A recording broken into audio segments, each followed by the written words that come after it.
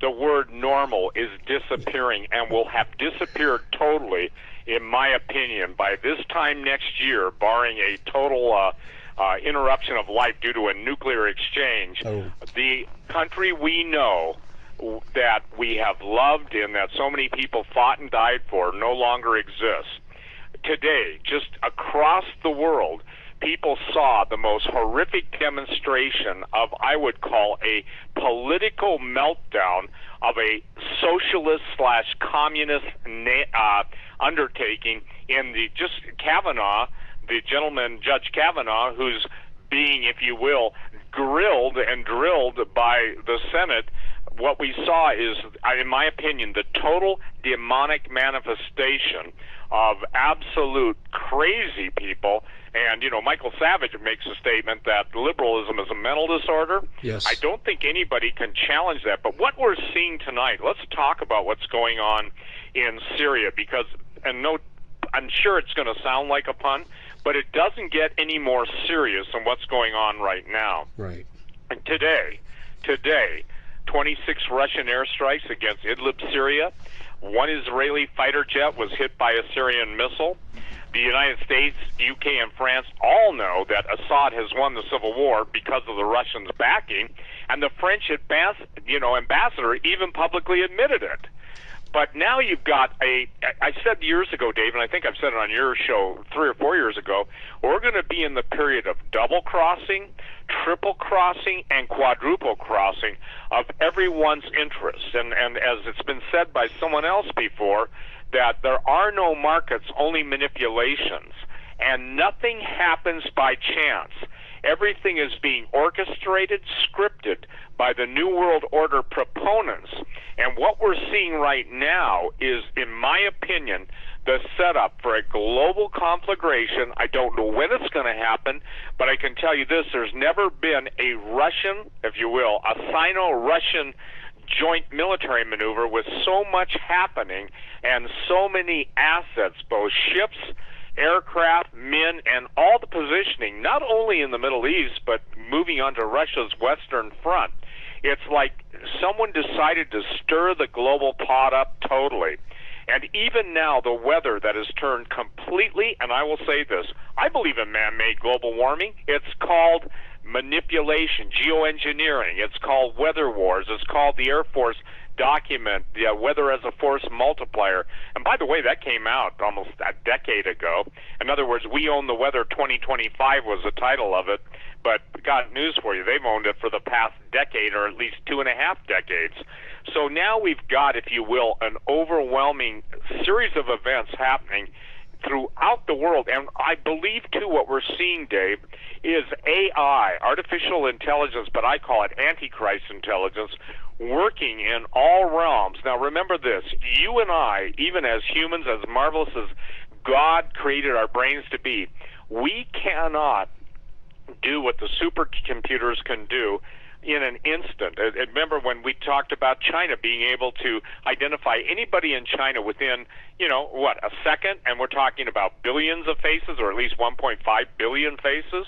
Now I want to make everybody to understand something really important. Today it came out that the Freedom of Information Act, all those requests, every single Freedom of Information Act request that has been filed has been, breached and released. There are no databases that exist that have not been breached and released. Now, why is that important? Because FOIA, or FOIA requests, will be considered enemies of the state. And what's problematic to me is, even as we're on the radio tonight, Dave, and the events transpiring in the Middle East, in Europe, and I want to make this clear, you're seeing the end of NATO has already happened, okay? People, when I make statements like that, you'd think that they just basically left the Democratic Party and went directly to the insane asylums because they scream so loudly. That's not true. That's not true.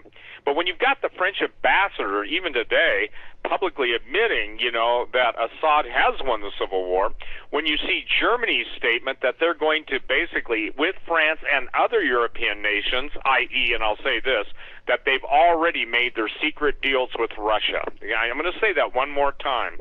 NATO is done, ladies and gentlemen. That's not a negative statement. It is not a Russian intel or COINTELPRO, in other words, counterintelligence. That's just a statement because basically Russia and China have been the largest purchasers of gold bullion. Let me explain what's happening in the gold market, and this will explain why gold and silver are down now, but all of the commercials, which you can't fight commercials. Those of you who have been professional traders, gold and silver traders, I used to do it until basically I had my financial head handed to me on a platter. One day you can think you're a genius, next minute you've lost twice what you thought you made when you thought you're a genius. Then you come to realize the market's bigger than any man.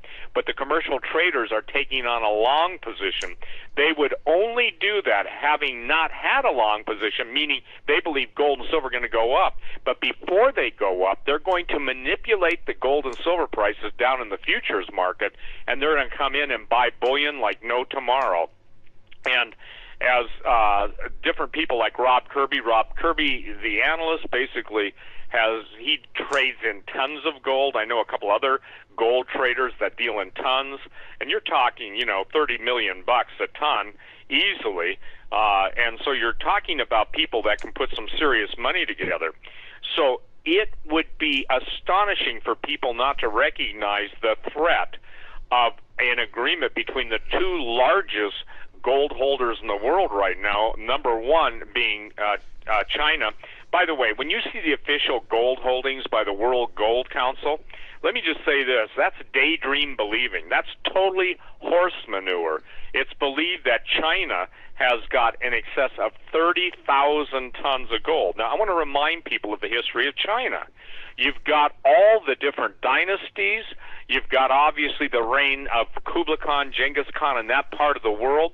And all of the gold, the spoil, all of the treasure, that's all been, accumulated. And I actually talked to a gold trader who lives in Beijing, who has been in what they call, in his term for it, was a cave of treasures, and said, Steve, as far as you can see with the eye, there's gold bullion, there's gold coins, there's gold. So whether people like it or not, the idea simply is this: whatever new financial system is going to be brought on the scene, Dave, will, in order to have acceptance, be backed by gold, not totally gold, maybe even oil, partially backed by gold. But can you imagine what would happen if 30,000 tons of gold, which is, gold's right around $1,200 an ounce tonight, if that were all of a sudden valued at $10,000, the sheer power of that would make Russia and China the two most powerful financial forces in the world almost instantaneously. The rest of the world is revulsing at the paper dollar. The rest of the world has decided the Yankee dollars have spoiled and plundered the rest of the world, and now they're saying enough is enough. Now, when God judges a nation, he is specific in his judgment. And obviously in the United States, the God, little g, of In God We Trust on paper money is going to be a very, quickly incinerating idol. Because if you look at a dollar now compared to, 60 years ago, it's worth a nickel. So even a millionaire, if you divide the purchasing power, you can see that the purchasing power in dollars has gone down.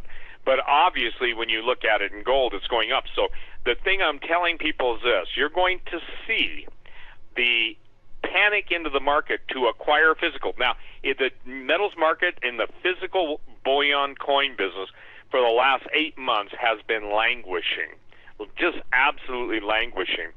But the huge money, the big money, the guys I talk to, and fortunately I know a lot of guys in this world who are in the big money world, and I'm talking in the big money world, I'm talking, 9-figure guys, and they're acquiring what they can acquire. And when you're in that world, those guys can tell you not who's doing it, but they can tell you what's going on. And that's what's important, Dave. Even at this point in your writing about the Chinese, look, we talked about that, a decade ago, and people poo-pooed us. And even I sent a truck driver, and some guys took an airplane and went down and said, yeah, they're in Mexico. So the thing is that now the idea simply is this. The United States is like a honeycomb, where we once were a solid, and I will say this, I could care less over the argument, was America a biblical nation? The America that used to be great honored God and honored the country and honored those who fought for freedom. Freedom and liberty were still religious, if you will, expressions of obedience to the living God. Now, when Jesus said, "Get thee behind me, Satan," look at what's happened. Satanism has broken out throughout the land. The pedophilia, the blood sacrifice, the perversion that has been revealed to be in the political lives of the most powerful. Dave, I think I had a revelation I'll share with your listeners. Roe v. Wade, if you looked at, what's the name of Diane Feinstein? And by the way, I usually say nothing's fine with that Stein. But the point is that when she was talking, her two main issues, listen, were abortion and gun control. Ladies and gentlemen, had Roe v. Wade not happened, it is the blood of the innocents. Here's what I'm going to share, Dave, and this came to me like, no kidding, like lightning bolts, is the blood of the innocents and the slaughter of the innocent, the blood of the children, all of the satanic sacrifices, has been the lubrication, if you will, to invoke the very dark forces that are biblically described in the book of Revelation and the book of Daniel and the prophets of the great end time, if you will, four horsemen of the apocalypse. And now we've got basically lying lips bringing about the apocalypse, and what people don't really, I think, understand is the lateness of the hour. It is not going to be, in my opinion, a protracted series of events. I mean, even the Russians say this whole thing's over in an hour. And when you look at technology, when you look at hypersonic missile technology, when you look at all of the different, if you will, Tesla physics-oriented weapons, you and I have talked about this, when you talk about weapon systems that are 1,000 years into the future advance because they existed 10,000 years in the past, you find out this, that what you see basically on the Monopoly board or the game of war in a two-dimensional realm is going to enter a spiritual dimension, and this is what's happening, Dave, in my opinion. With AI, artificial intelligence, transhumanism, the hybridization of the human genome, the recreation of monsters, the reanimation of everything from dinosaurs, satyrs, unicorns. By the way, unicorns are mentioned in the Bible 9 times in the Old Testament, as is the word satyr. Those are half man in the case of satyrs and half beast. Now, it's also critical that people understand this, that the genetically specific weapons already exist.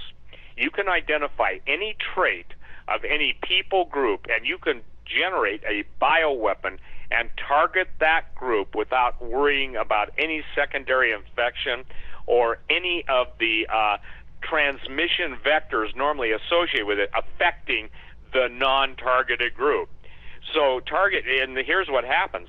What happens when you get reverberation? That's just a term I'm using for everybody launching their own version, and then due to the electromagnetic attenuation of all the secret space-based weapons, all the different HARP radio antennas, all the different geoengineering, all of this stuff going on concurrently, what's going to happen to what would you say, the unintended consequences of that go way beyond the intended consequences? Well, I agree. And Steve, I'm contemplating whether or not I should reveal something here that I've never revealed publicly. Let me just say this, and I'm going to actually talk to you tomorrow, and I'm going to tell you privately, and then we'll make some decisions about what should be released, because I'm out of my non-disclosure period, and I feel I've had a veil of protection from the Lord. But let's just say this. I was recruited several years ago because I was the son of someone who could be trusted, and I was doing what I thought were financial deals, and this is back in the early 90s, and I had no idea what I was getting into, which was really the creation of the European Union. And let me just cut right to the chase from what you said. When they collapse the paper currencies, I've already been shown from those experiences how it'll happen. I witnessed something that they called a global arbitrage in 1993, and they start when the sun comes up and the markets open, and then they move their way around the world as those markets open, and they move gold in cash, and they can collapse anything. And they could completely collapse all paper currency, and I'm speaking about the globalist bankers and the ones who control these. By the way, to get into this game, you'll make $60 million, and this is 1993. You'll make $60 million in a day. It takes about 20 million to get into it, and that was 1993 dollars. But what I saw, Steve, was they showed me and other people that were there how they could collapse the global economy in one flipping day. Well, I can't even say this. I can ditto it. I can echo it. But one of the things, Dave, is I hung out with some of those people for 4 years, okay? And I never signed an NDA. That's a non-disclosure agreement. I never signed a national security letter. And the level of information that was given was mind-boggling. And it was Nietzsche that said, when you stare into the abyss stares back at you. And what that simply means, you know, I think King Solomon said it easier when he said, with much knowledge comes much sorrow. You can tell people what you just said, and, you know, be careful, because I can tell you this. People sometimes listen to you, listen to me, listen to others on talk radio, Alex, Doug Hagman, whoever they're listening to, Tom Horn, anybody, and they want to be entertained. Let me share, I would hope this, Dave, this seriously, if I can give people a mental image. Imagine you're sitting on a pile of dynamite, and every single stick of dynamite is a piece of truth that you've been given over the years, or let's just say this, a stick of truth. And in that stick of truth is a voluminous amount of information that you've been given and to be responsible for, but you haven't done anything with it. You won't speak to anybody because you're too worried about criticism or being called crazy. But now a series of events is coming, and all the information that people have been sitting on, that they've been listening to you or whoever talk radio, you know, not yesterday, last year at Branson, I asked how many people had been listening to me, and I'd say at least 90% of the people there had been listening to me on talk radio. Now, that only probably stands to reason, but when I asked how many people started listening to me when, 24, 25 years ago, there was a substantial amount of people there. So what that proves to me is simply this. The world events are going to be the plunging detonator. You remember how a detonator works in the mining era and mining areas. You just basically have a plunger, it creates a circuit, and obviously sets off the blasting cap, causing explosion. The world is at a detonation point. So I'm saying this to be long-winded. I don't know, and this, I'll talk to you off the air about this, but there's so much that I used to want to share, Dave, stuff that is so mind-boggling, and actually the Lord helped me in this. I got very frustrated, and I said, Lord Jesus, help me to know what to share, because, Lord, they didn't even believe you, and you're the Son of God, and I'm not comparing myself to Jesus. I want to make that clear. But what I'm saying is this, is that Jesus said, if I've told you earthly things, you believe me not, how can I tell you heavenly things? Agreed. You and I have talked at length about the Nazis. You and I have talked at length about your father. You and I have talked about Werner von Braun. I told you, it was something I never released on any show before, ever, the fact, before I went on with Dave Hodges, I said that one of the last things that Greg Evenson and I talked about, literally within a 24-hour period before he passed away and went home to be with Jesus, was Dr. Werner von Braun was personal friends with one of Greg's relatives, and they were really close friends, and von Braun told him about literally being taken in a craft that could jump space to a place called Altair 4. And again, that's interesting because that's the same planet, maybe it's Altair 1, but in the movie Forbidden Planet with Robbie the Robot. Oh, that's right. Yeah. So, yep. so the thing is that, this is a long way of saying to people, those of you who know the living God and who accept Jesus as your Savior, and those of you who really want to know if Jesus is who he says he is, nobody else is telling you what's going to be coming down. I don't mean just Dave and I, but the Bible tells us, God said, behold, I am the Lord thy God, declaring the end from the beginning. There's none like him. But you know what, Dave? People simply just don't want to hear it. So what I'm saying, for those of you that have all this voluminous amount of information, start praying for the right people to share it with. Again, I quote Solomon, or maybe the Proverbs. Forgive me, but a word fitly spoken season, how sweet it is. In other words, pray that God will show you who to talk to that have ears to hear. Now, you know, Dave, and I know that the people that contact us both, and contact Alex and contact everybody, there are genuine people in the FBI and the NSA and the DIA and literally the NRO, National Reconnaissance Office, and more 3- and 4-letter agencies than most people know that even exist, that want people to know what's going on. It's a battle in the Bureau. It's a battle in the CIA. It's a battle in the NSA. It's a battle. Ladies and gentlemen, I want to share this with you. Again, the word normal will lose all of its meaning and all of its historic reference very soon. Because people, if you remember Venezuela, one of the richest countries in South America, if you look at Rhodesia was one of the most productive farming areas in the world. It was either the 3rd or 4th largest wheat producer, and when what was it, Mugabe and Joshua Nkomo took over and destroyed it, the same thing that happened in Rhodesia is happening in South Africa. Dave was talking about the South Africans and the Chinese being in South Africa. Let me tell you the plan, really simple. The plan is to totally depopulate Africa, totally depopulate it, of all of its inhabitants. Now, somebody says, you don't know that for sure. Oh, yes, I do. Go look up Wouter Basson, Basson. And he basically was the head of Project Coast, and one of the guys that developed biological weapons that were genetic specific. Now, the only reason I bring him up is because everybody in the world now is in the world of genetic manipulation and what I would call genetic piggybacking of each other's works.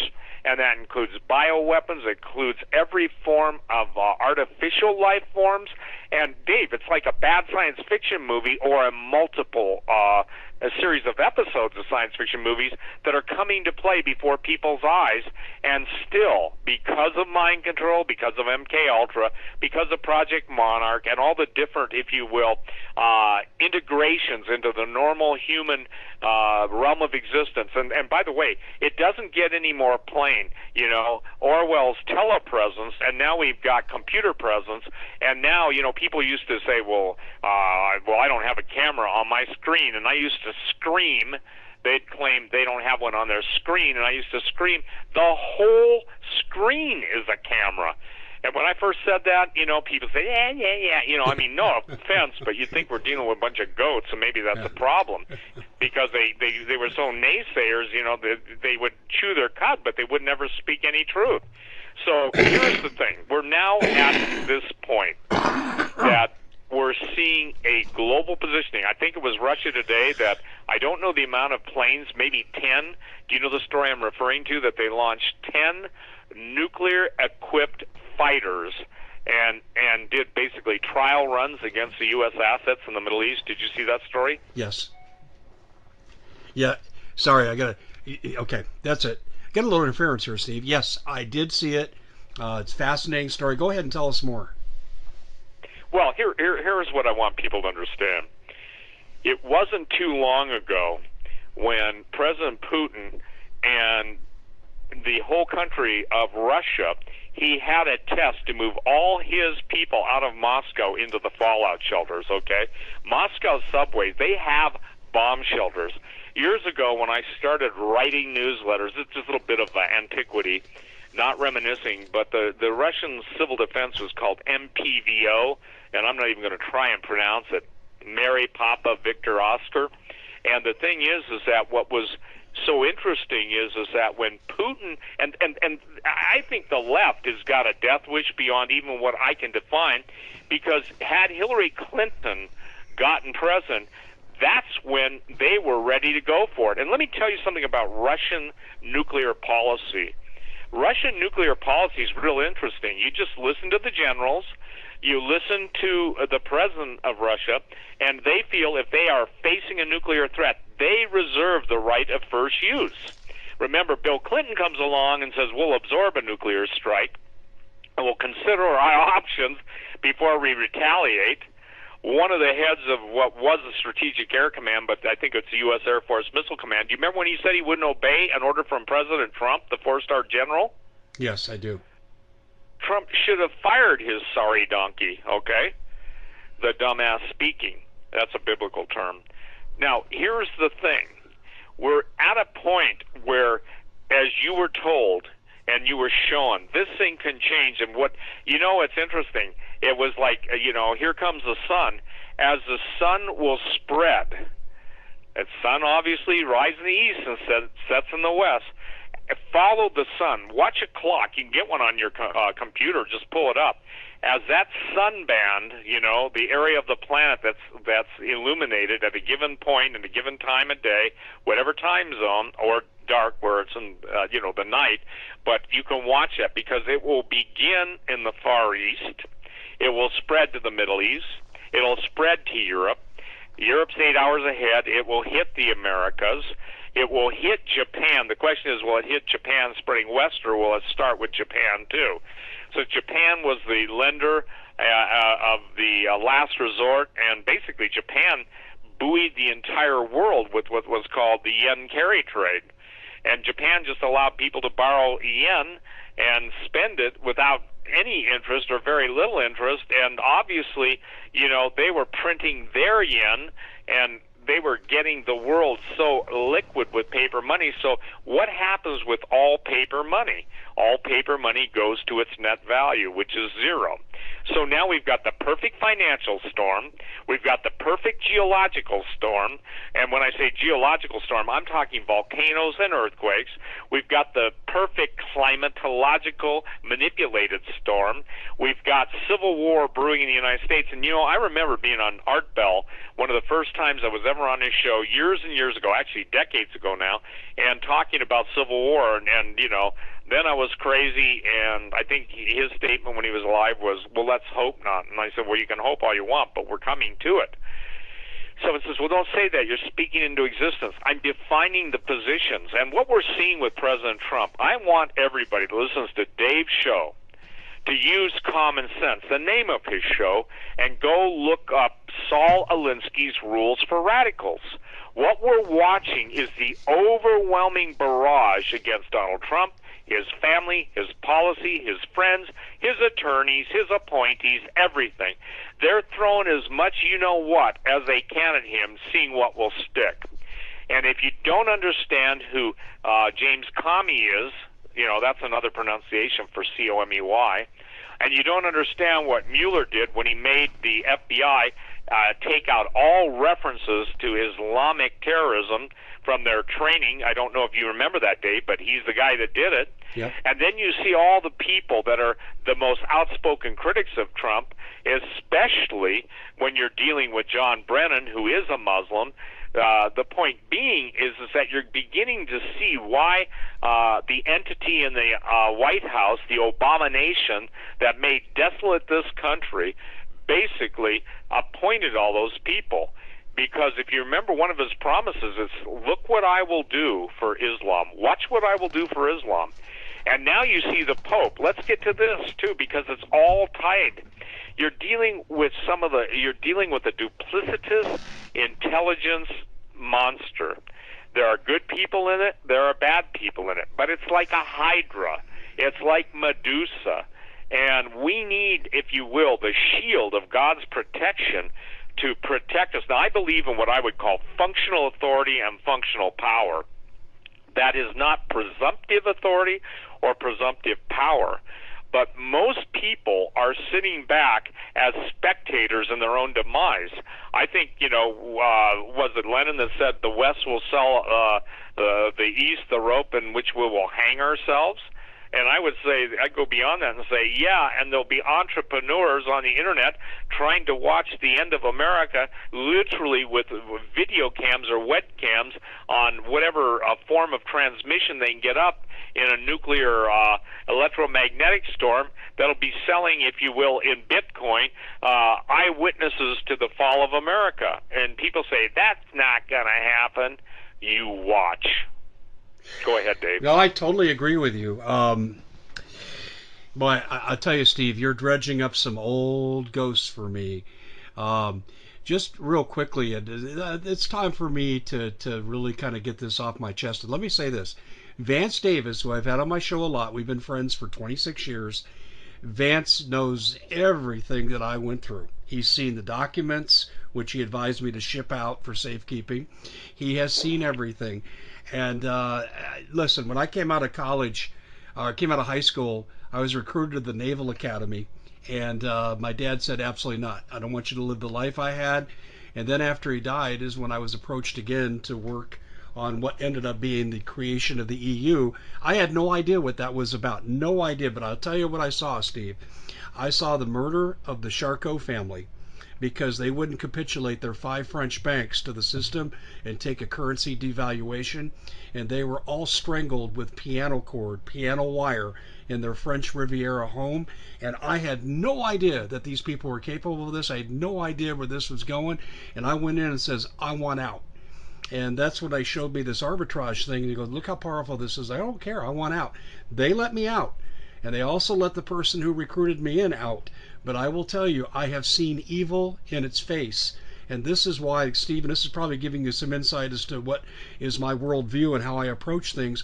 I have seen, and I've stared into the beast's belly, and I have seen evil. I have seen Satanism. I have seen the most really despotic people on this planet. And I have to tell you, we are in for the fight of our lives, and this is what drives me. But Steve, it wasn't until McCain tried to steal my land in 2004 did I really become active. I flirted with things, and I talked to people behind the scenes, and I said, this is what I know is coming, but I had to be careful.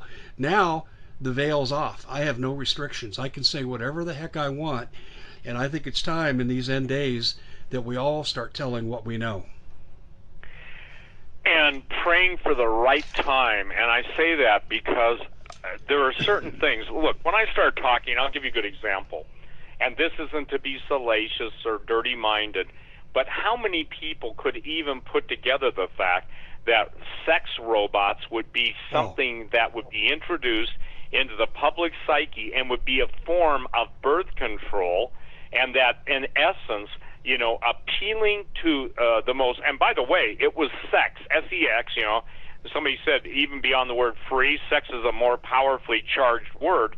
It was sex that caused 200 angels to come to Mount Hermon and to basically rape women, and that's what they did. They didn't come down for a good time, let's say a coffee, they didn't do Angel Book and take a look at all the Earth daughters that were posting pictures of themselves on selfies. They basically raped the women, producing the giants. And by the way, Mount Hermon is where the United Nations observation post is. I've been told by 4-star generals that there are underground tunnels in that whole area, and that they are filled with some of the most horrifically evil entities. So when you see the United Nations wanting to take control of anything, why would they have their outpost on Mount Hermon? Most people don't. It's pronounced Mount Hermon, HDL with a long R, I guess, Hermon. And the deal is that it's critical for people to understand. Same thing with Baalbek, B-A-A-L-B-E-K. It used to be called Persepolis. The thing is it's what's under the ground. It's what's under the ground. And now, Dave, DARPA is investing huge amounts of money in every form of autonomous killing machine, everything from robotic bats, snakes, insects, you name it, because they want to map every underground tunnel system. And one of the interesting things is, I'll just give somebody a real treat. One of the things that Gen 6 and True Legends that we've been able to uncover is not just the finding of Anselm P. Rambla on the Shinkana, and basically that's the underground tunnel system that leads from the Incan Mount, where now it's the Church of Santo Domingo, all the way to Sacsayhuaman, but there's an underground tunnel system throughout the entire world. And so when vast civilizations disappeared, it was because they disappeared, and most of them were running and hiding if they were normal size. And see, this is what people, I get all these things. People say, yeah, Quayle probably sees a giant in his shower. No, I don't see any giants in my shower. But you, those especially of you who are mockers and scoffers, believe me, if the Lord grants you the life to eat the folly of your ridicule, then you are going to see things that are absolutely mind-boggling. Dave, I've interviewed people who have been professional assassins. They're dead now. I've interviewed people that were so high up in the different agencies talking about the underground tunnels and the underground labs and the creation of animal-human hybrids and all that stuff. By the way, my new video, that's really important. It's out. You can get it on my website about the Egyptian cover-up, or the Egyptians in the Grand Canyon, the Pacific Rim, the Great Smithsonian cover-up. For the first time in history, Dave, we have an eyewitness that was showing these different Egyptian artifacts taken from the Grand Canyon, along with mummies and the extraction of DNA going on in a secret, if you will, warehouse that the Smithsonian owns. By the way, they own multiple warehouses. They're 100 yards long, 4 stories deep, and off of each, if you will, horizontal tunnel, there are multiple, almost like satellite tunnels with literally millions of artifacts. And it's interesting because that's in the DVD, and that DVD now is on, you can go on Vimeo and go on my website, because I'm having a huge response from people. In other words, why would the Smithsonian deny almost 120 years worth of eyewitness reports, newspaper reports, telling them and telling them, and them being on record, the Smithsonian being the they, that there were giant skeletons found in the Grand Canyon. Some of the skeletons were 21 feet, and I don't know if I told you this, but in 1877 they had a 21-foot giant that absolutely sounds like something out of the movie The Time Tunnel, The Time Machine, the Morlocks, but this was seen by 300 people in 1877, I think, in Montgomery, Alabama. And that's all on the Forbidden History Revealed. That's the name of this series, The Egyptian Presence in the Americas and the Pacific Rim, the Great Smithsonian Cover-Up. And you can order the DVD, or you can basically go on my Forbidden History Revealed. It shows a helicopter, Egyptians, and the Egyptian mummies, and this is all being hidden. So it's Forbidden History, and you can, click here to order Vimeo video. You can, watch it. You can stream it as many times as you want. And for people around the world that listen to the show, it's that important, Dave. If they'll cover that up, there is no truth. See, this is something that I think where we miss the boat. And when I say we miss the boat, how can we best communicate through all of our talents, all of our friends, all of our associates, all of our evidence, all of our, I would say, research? How can we best give the evidence necessary to prove what we're talking about if people just don't care? So apathy and indifference are the two strongest prevailing forces, along with jealousy, envy, and other things, but four most prevailing forces. So I want people to understand this. Once you understand that, Orwell made the statement, basically, those who control the past will determine the future, and those who basically are in the present will determine the past. So if you're in a secret society and you have all the real history, meanwhile you've deceived everybody else on the planet, then at the appropriate time, then you bring forth the hidden history, but you put your spin on it. And that is known as the Hegelian dialectic, or I will call it when the Smithsonian's forced to tell the truth. I have heard this in a different way, but you are so on the money. And let me just share this with you. in the last 2 years of my father's life, when he was revealing the stuff he did, one of the things that we talked about, he was involved and he was in charge of rewiring the Combat Information Center on the carrier Roosevelt as it accepted the first nuclear weapons on a naval ship. And this was a highly classified operations.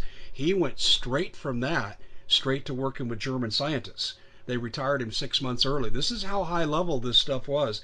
And here's what he told me. He said, we knew that when we put the nukes on this ship, we were reinventing old history. And I said, how did you know? He said, because we got a briefing about a stretch of desert in India that was glass, and it could only have been accomplished through a nuclear strike in that area. And he said, these weapons never existed on the planet prior to us inventing it, at least in this current time frame. And he thinks we were reinventing history. What do you think about that, Steve? Well, I absolutely agree with it. Obviously, I deal with that in one of my DVDs. Oppenheimer was one of the believers in that, the antiquity of nuclear weapons. By the way, that's called the vitrification, yes. Or when the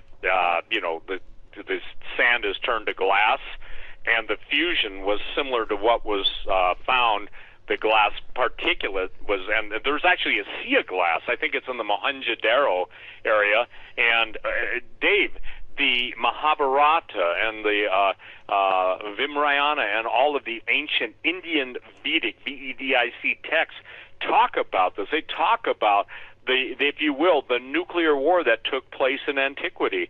Now, people, you can say, I don't believe it. Well, let me share this. When NASA had a meeting of international rocket scientists, India showed up with their Sanskrit talking about the Vimana flying machines and even how they were powered. And, it's amazing because I see all these dumbass, and forgive me, Dave, I'm responsible for this statement, stupid stories saying that Hitler died in the bunker and that they never had the Hannibal, or they never had the Bell, or they never had this, they never had that. I've got photographs of actual German flying saucers, not illustrated in Photoshop, But again, the thing is that this ancient nuclear war is real, and this is why the Pentagon calls them their nice way for fallen angels. They refer to them as the gods of the Sumerians, okay? The gods of the Sumerians. I think one of the last generals told me, he said, well, Steve, you're going to see your fallen angels, and it'll be passed off as the ancient gods are returning. Well, when my father was reverse engineering in theory what the German scientists were telling him, he asked them a question. How the heck did you develop this? And they looked at him straight-faced, and all one by one, because he questioned them individually, they said, we got it from aliens. And then his next question was, did you ever meet these aliens? And they said, no, but our commanding officers did. And my dad was kind of unconvinced, but later in his life, he said, Dave, I think we were dealing with fallen entities out of heaven. In other words, the third of the angels that rebelled. He said that's who I think was contacting these Germans. Well, and I will tell you this, Herman Oberth made that statement, and this is one of the things that I'm hoping to bring out at Branson. Let me just read one thing. This is one of the rough translations, okay? This is talking about, if you're going to understand this, this is talking about the time of, good night, probably 10, 12,000 BC, and it was in Mohenjo, Mohenjo, Daro, Pakistan. And this is what's interesting, because today the level of radiation is still high. But I'm going to quote, a single projectile charged with all the power in the universe, an incandescent column of smoke and flame as bright as 10,000 suns, rose in all its splendor. It was an unknown weapon, an iron thunderbolt, a gigantic messenger of death, which reduced to ashes an entire race. The corpses were so burned as to be unrecognizable. Their hair and nails fell out. Pottery broke without any apparent cause, and the birds turned white. In other words, it turned instantly to white ash. After a few hours, all foodstuffs were infected. To escape from this fire, the soldiers threw themselves into the river. Now, again, what you're talking about is that people literally drop dead in their tracks, okay? And what we're talking here about is basically the glass that was fused by that extreme temperature and extreme weapons was 1,500 degrees centigrade. And what people have a really hard time understanding is that that's why Hitler and his Ahnenerbe, which is what they were called, were searching the world for all sorts of ancient weapons, and also they were looking for Ultima Thule, the great frozen wasteland of the, if you will, the Aryan warriors, and that's how they ended up in at the South Pole in the Antarctica, because they tried the North Pole, and that's how the whole, if you will, the whole information started flowing, and the Germans set up a complete industrial base in Antarctica, which exists today. But they claim they ran into the entities, and it was the entities who brought them there. You know what's I'm interesting? talking about non-human entities. I know what you're talking about, and believe me, I know. If you recall, Steve, about 5 years ago, I was writing about military competition at the North Pole. And I left Antarctica out of it, but because there was so much activity at the North Pole, and the UN was rewriting who owns what at the various poles, and Russia was the most aggressive force. And this is beginning to surface again, but I'm getting this information from clergy, and what they're telling me is they are unearthing, how do I put this, demonic entities. Demonic entities living in stasis are now being reanimated. Have you heard anything about this? Well, sure, and by the way, it's not the demons, it's the giants, okay? Demons are the disembodied spirit of the giants. My source for that is the New Testament, my source for that is the Book of Enoch, and my source for that is the Book of Giants. But this is where the confusion comes, Dave, in the terms of Nephilim, Rephaim, and demons, okay? Demons, when Jesus cast them out of a man, the Gadarene demoniac, it was a human being, they begged Jesus, and they talked to Jesus, and they basically had this sense of time, and they asked him, have you come to torment us before our time? And they begged to go into the pigs. Remember the story? They went into the pigs. Jesus allowed them. The pigs ran off the cliff and drowned in the water. But there's three words that are confused by people. The word Nephilim, okay, and there are people that claim to be Hebrew scholars that say, well, it doesn't mean that at all, and that there are Hebrew scholars written hundreds of years ago that say, no, this is what it means. It's only used twice in the Old Testament, once before the flood, Genesis 6, and once after the flood, Numbers 13, 32, and 33. Nephilim is translated giants, and the thing is that after that, all the giants like Goliath and all of the Canaanite giants were called Rephaim. Rephaim, it comes from the Hebrew word, the root word Rapha, which means the dead. And, the thing that people don't understand is when the giants died, like when Goliath died, his half-fallen angel, human spirit, became a demon waiting to be reanimated. So what these people are telling you, Dave, is that which is in stasis, okay, is basically waiting for the go signal and to be reanimated. And here's the gist of it. God put those things out of the ability, or he hid from them, or hid from us, even the knowledge of it, and he loved his creation so much he didn't want these things to destroy it. And now the military is trying to animate this and be buddies with them and take the DNA of these giants in stasis. I want to make something clear. Giants are not human only. They have a life force. Their abilities, their mental abilities, they smell, they hunt by DNA. Fee, fi, fo, fum. I smell the blood of an Englishman. And all of the limericks that come from the British Isles concerning the giants. But the giants are worldwide. Did some of the giants escape the flood in flying machines as the Vimanas? Did some of the giants actually live in hyperbaric chambers in certain areas of under the earth waiting for the waters to subside?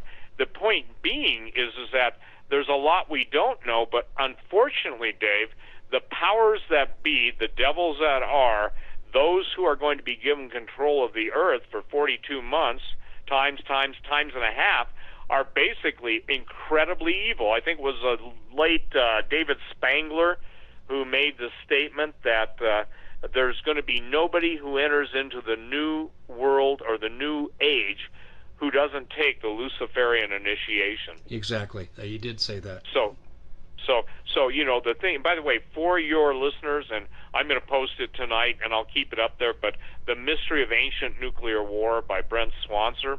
It's a very interesting thing. It's on the Mysterious Universe site, The Mystery of Ancient Nuclear War, and this is not just at Mohenjo-Daro, Pakistan, or in some of the other areas. This is kind of a global thing because many of the sunken civilizations that Graham Hancock talked about in his book Underworld, there are specific areas in those, if you will, submerged ancient civilizations that give off a horrific radiological signature. Remember, nuclear weapons, some of this stuff has half-lives of 29,000 years, 14,000 years. So, you know, when you're talking about a plutonium-based weapon, you're talking 29,000 years. That'll take you definitely beyond your grandfather's reign. Yeah, and I'll tell you, it's well, the way that I look at it, these people don't care if they foul in their own nest, so long as they get what they're after, and they don't care how many they kill. They don't care if they kill each other. They're not even loyal to each other, Steve. They're just pure evil. Steve, before we go, and we got about 4 minutes, I wanted to talk a little bit about the conference, because people are saying, gee, I wish I could go now, but I put it off too long and it's sold out. But so let's talk about that live stream option that people can take advantage of at the Gen 6 conference. Well, sure, and they can go to thank you, Dave, GENSIX.com, gen6.com, and, you know, they can go to my website or just go directly to that, my website, stevequayle.com, but go to gen6.com, and you'll immediately see the place that it's called Transhumanism in the Hybrid Age. It's in Branson, September 14th through the 16th. And for those of you, it's too late to sign up to go. I warned people. Remember, I started warning people, and that it would sell out, and it sold out, you know, basically 30 days before. But live streaming, and if they'll sign up for live streaming, they can get video on demand bonus of last year's conference. Now, these conference videos have gone around the world. So right now we've got less than 9 days, and again, they can just go to gen6.com. You'll see a live streaming VOD bonus in bright lime green against a black background, and that's where you can sign up. It's at the, you know, and by the way, this year we've gone overboard to hire one of the best production film and literally television production companies in the United States, because we want everybody to see exactly, you know, all the images on the screen, and we've got some amazing I guess you'd say items to show you there. You'll see obviously the 13-foot giant that sculptor Mark Patrick, and when you stand, Dave, you know, or even you stand a 6-foot guy next to a 13-footer, and imagine it's just not tall. Everything is proportionally larger, and this giant was called Goosklap, Gooseklap. That was one of the Native American terms for him. There are other names, but this is the one that Buffalo Bill Cody, Wild Bill Cody, up here in Bozeman, Montana, Livingston. This is, you know, Wyoming, Cody, Wyoming. This is his old stomping ground, along with Calamity Jane. But he talked about the giants. He talked about the stories they told of these giants that would basically run down the buffalo, put them under their arms, and eat them on the run. So true legends of transhumanism, the hybrid age. There is nothing like this in the world. It is the biggest, I say, and this isn't, there's no bravado or braggadocious. We've got David Knight from InfoWars that'll be speaking there. We've got, obviously, Richard Dolan. Richard's one of the brightest guys in the world. Hugo de Garis, the Artilect War. He's one of the smartest guys in the artificial brain lab in China. And by the way, China leads the world in artificial brain stuff. And so his book, The Artilect War, his statement, he's going to be teaching on who's going to win, robots or humans. And I'm on record, as you know, this stating that the last command that's going to be given by a robot is kill all humans. And Sharon Gilbert, I'm thrilled to have Sharon. You've had her on your show. By the way, Derek is going to be interviewing me. And I'm going to do a different thing. Instead of a PowerPoint, I've got a bunch of questions that people want me to answer, and I'm going to let Derek interview me. And the reason I'm doing that is so I can cover as many questions as possible. So anyway, Dave, people can go to gen6.com, GENSIX.com, and sign up for live streaming, because this is going to be Hey, I'm telling you this, it's a mind blower. It is, and I'm so I can't even find the words, Steve, to tell you how grateful I am that you invited me to come to this. I've interviewed most of the people you just mentioned, from Sharon to Derek to David Knight, and what knowledgeable people, and what good people too.